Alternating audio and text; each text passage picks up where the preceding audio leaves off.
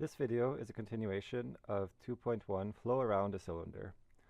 If you haven't already done so, set up the template. Once the template is set up, it can be loaded through the Open project at the beginning.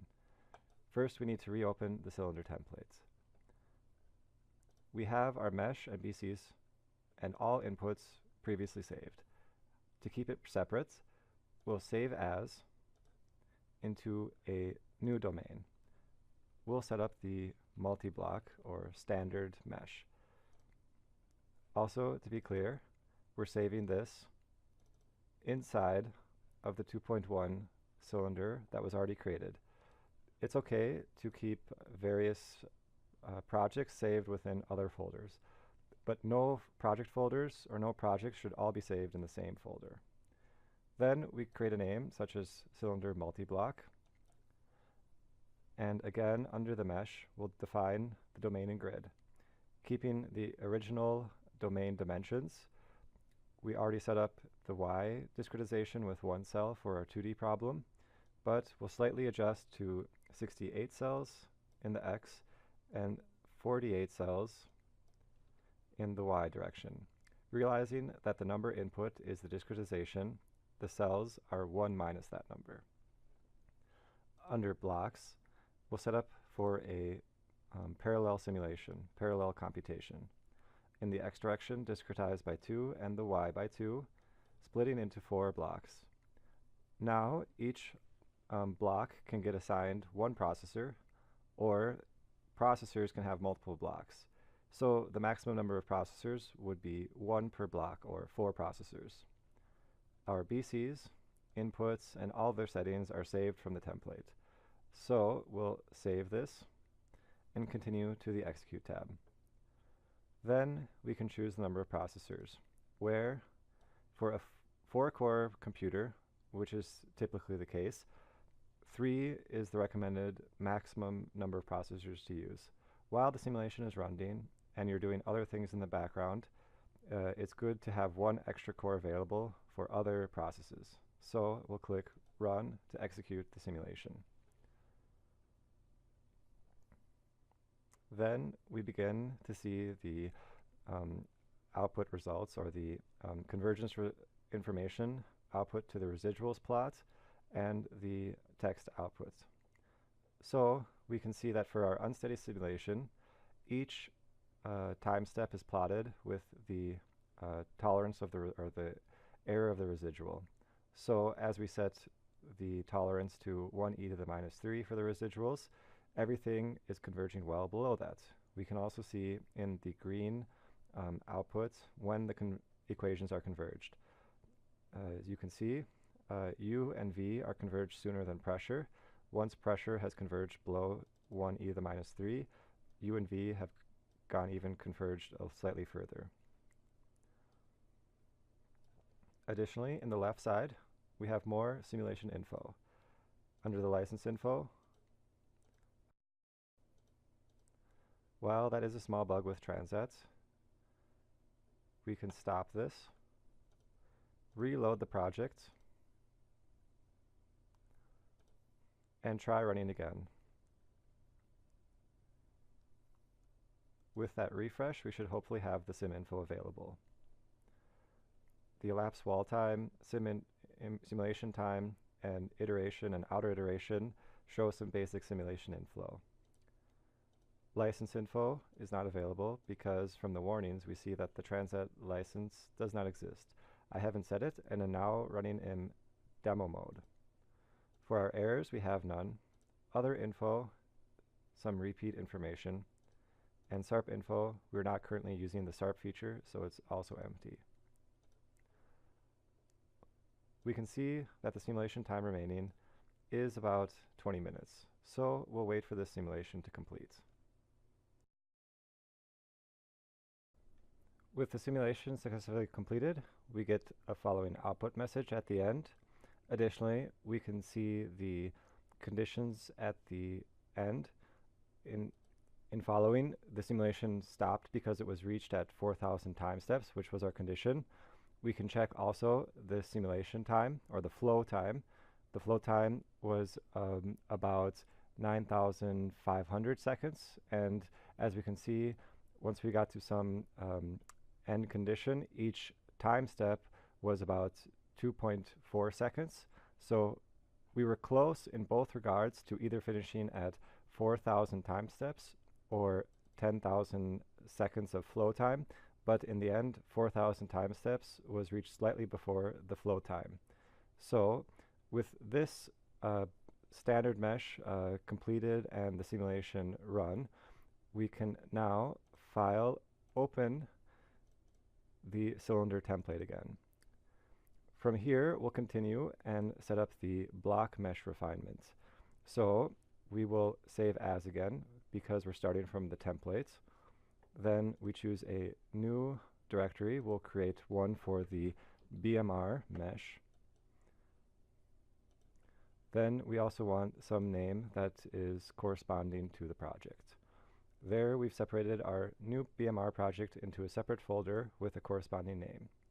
Now, like we did for the standard mesh, we'll set up the BMR block mesh refinement. So we have the previous domain set up for a 2D simulation, but because we're using a BMR, we can have a slightly coarser mesh, which is the entire reason for block mesh refinement. We set 41 or 40 cells in the X direction and 30 cells in the Y direction. Then we go on in the blocks. Then in the blocks, we go first and create a sun block. A sun block is for the BMR. It defines some region around the cylinder. So we put this with the sliders about here. But to be more exact, we can set up the dimensions in the X direction with an X min of 3 and an X max of 10. Then in the Y, we'll set up the zone from 4.5 to 7.5. Additionally, we can also create an X and Y ratio for how the refinement of the inner zone is set up.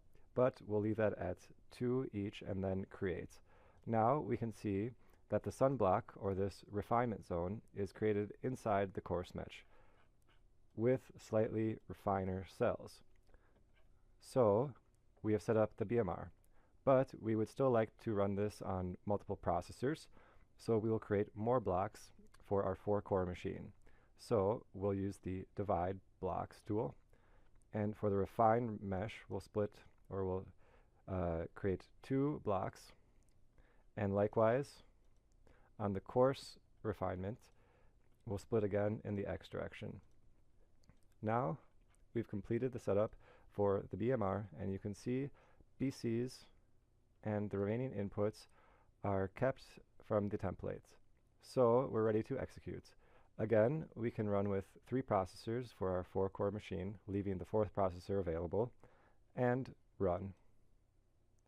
Then we'll have the same information for the convergence plots above and below.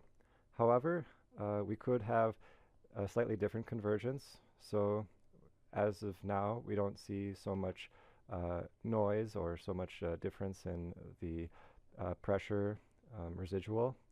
Also, we could have slightly different time step. We could change quite a bit in summary from having a different refinement. And therefore, it's important to know, as we've demonstrated, how to set up a standard mesh or a block mesh refinement to keep the refinement completely, or keep the refinement in the zone of interest. Now we'll wait again for this simulation to complete. Again, we have some small bug in the current version of TransAT, but if I just, at the beginning, I can stop this, I open again this BMR case, run again from the beginning, and now we have the proper information for our sim info. So we can expect this to complete in about 25 minutes. We'll come back and meet each other then.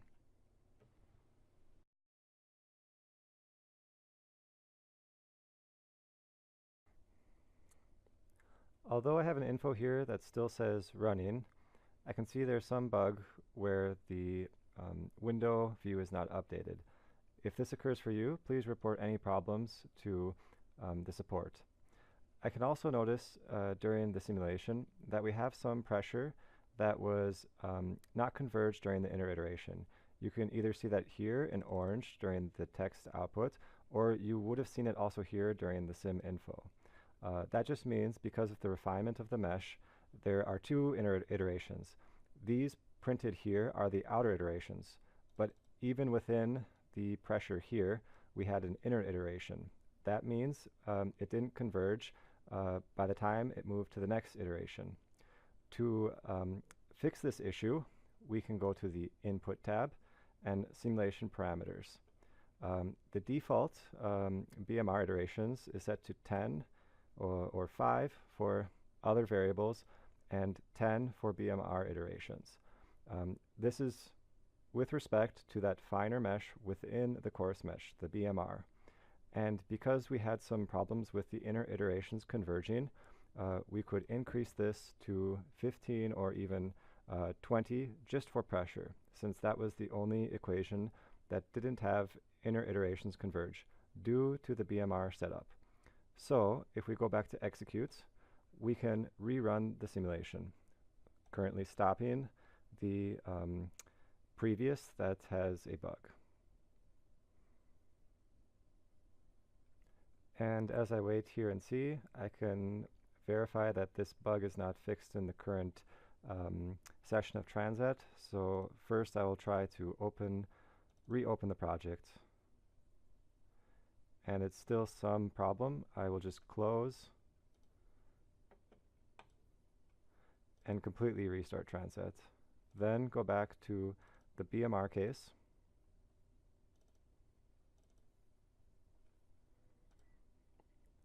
Now I will check that the simulation parameter that I changed for pressure was not updated, so I'll fix it.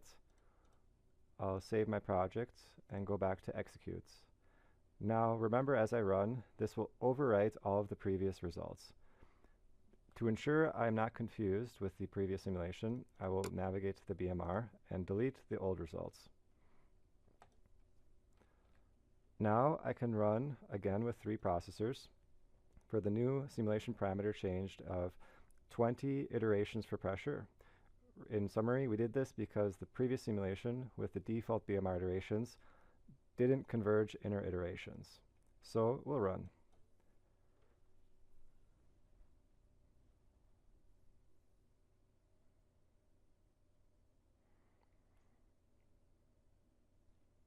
So far, it looks like all of the iterations, including inner and outer, are converging, but we'll wait for the simulation to produce all of the results and check that it solved the problem. We'll check back later.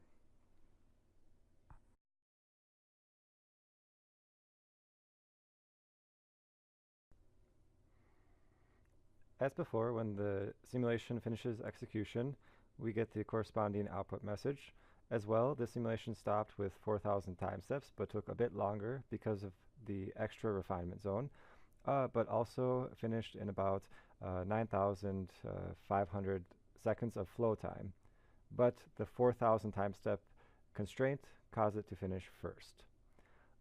Again, if we look back at the previous outputs of the iterations, we see no outer iteration colored orange. That means that the inner iterations never had a problem to converge because of our adjustment to the BMR iterations for pressure. That concludes the tutorial, Flow Around a Cylinder.